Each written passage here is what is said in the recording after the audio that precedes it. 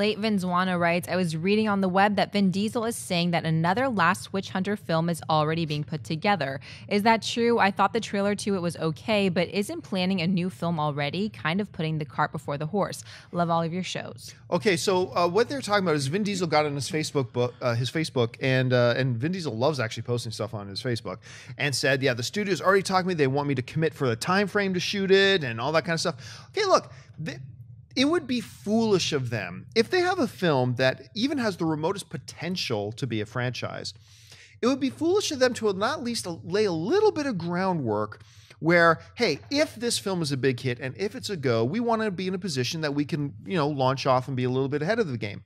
They're not, setting production schedules. They're not, spending all the money yet. They're just kind of laying the groundwork. They want to know that if this works, we've got Vin Diesel locked up and ready to go.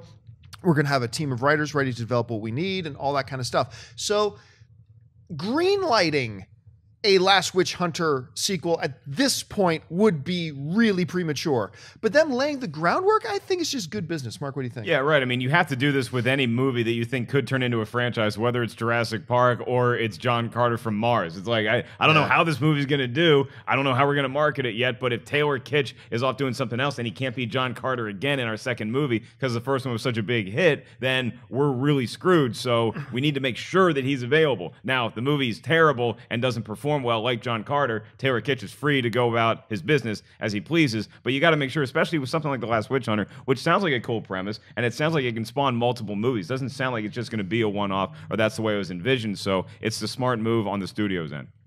Vin Diesel has a new book coming out called How I Put the Cart Before the Horse and Made $1 billion.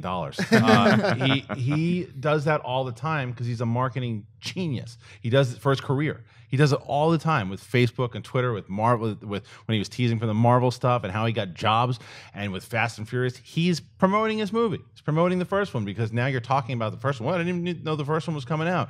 And will there be a number two? Who knows? I think it's him saying, let's get some hype behind this thing. He's a hype genius. He really knows how to hype stuff because, like you said, he posts on Facebook all the time, Twitter. The guy knows how to use this medium to promote his movies. He's done it with all these films. So I think that by doing this, it's just him saying, pay attention to this movie I have coming out, because if you guys love it, by me telling you more and more about it and doing it this way, I can make a second one happen. I don't want to build another franchise because that's what I do. Right, but he's also one of these guys who has maybe learned from his previous mistakes where he thought that he's like, I'm not going to be in another Fast and Furious movie. He made the first one, and then he departs from that. Then all of a sudden it's like, man, okay, that Nanny movie wasn't as great as I was hoping it would be. And thank you for that Triple memory. X's and all these, and now it's like, now let me get back into this. So he sees more than most people just the value of being in a popular franchise can be. Like I don't think he's going to leave Fast and Furious again anytime soon. As long as they want to keep having him in those movies, he's going to keep doing them. So you might as well,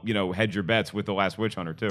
Hey, just a little bit of a spoiler, but I have it on good authority that Vin Diesel's character does not die in The Last Witch Hunter. I don't know where I heard that from. Pretty reliable